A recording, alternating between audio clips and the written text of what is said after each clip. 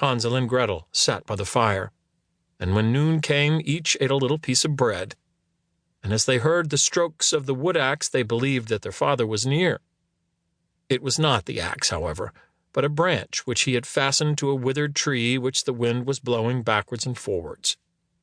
And as they had been sitting such a long time, their eyes closed with fatigue, and they fell fast asleep. When at last they awoke, it was already dark night. Gretel began to cry and said, "How are we to get out of the forest now?"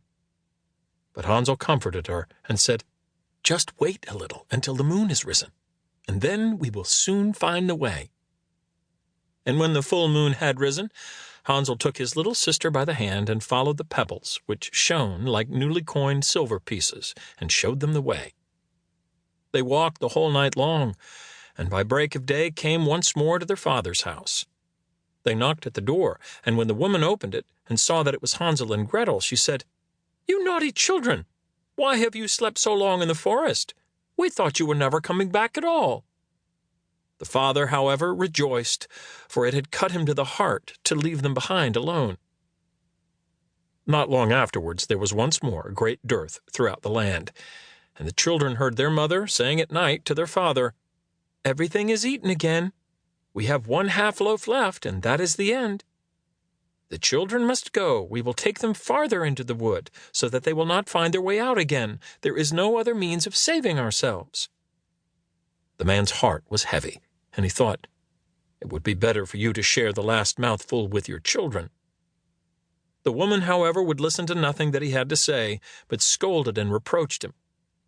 He who says A must say B likewise, and as he had yielded the first time, he had to do so a second time also. The children, however, were still awake and had heard the conversation. When the old folks were asleep, Hansel again got up and wanted to go out and pick up pebbles as he had done before, but the woman had locked the door, and Hansel could not get out.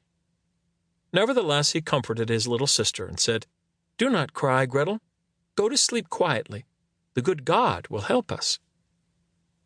Early in the morning came the woman and took the children out of their beds. Their piece of bread was given to them, but it was still smaller than the time before.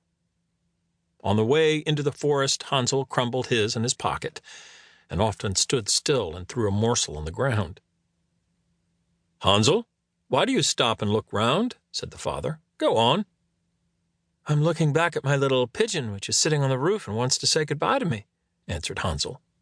"Fool," said the woman, "that is not your little pigeon. That is the morning sun that is shining on the chimney." Hansel, however, little by little, threw all the crumbs on the path. The woman led the children still deeper into the forest, where they had never in their lives been before. Then a great fire was again made, and the mother said, "Just sit there, you children, and when you are tired, you may sleep a little. We are going into the forest to cut wood, and in the evening, when we are done, we will come and fetch you away." When it was noon, Gretel shared her piece of bread with Hansel, who had scattered his by the way. Then they fell asleep, and evening passed, but no one came to the poor children.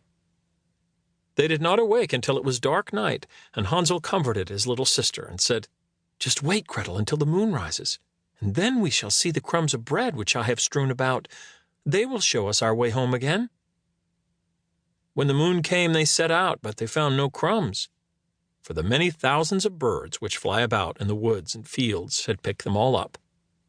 Hansel said to Gretel, "We shall soon find the way." But they did not find it. They walked the whole night, and all the next day too, from morning till evening.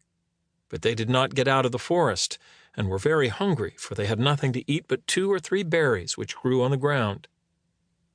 And as they were so weary that their legs would carry them no longer, they lay down beneath a tree and fell asleep. It was now 3 mornings since they had left their father's house. They began to walk again, but they always came deeper into the forest, and if help did not come soon, they must die of hunger and weariness. When it was midday, they saw a beautiful snow-white bird sitting on a bough, which sang so delightfully that they stood still and listened to it. And when its song was over, it spread its wings and flew away before them, and they followed it until they reached a little house, on the roof of which it alighted. And when they approached the little house, they saw that it was built of bread and covered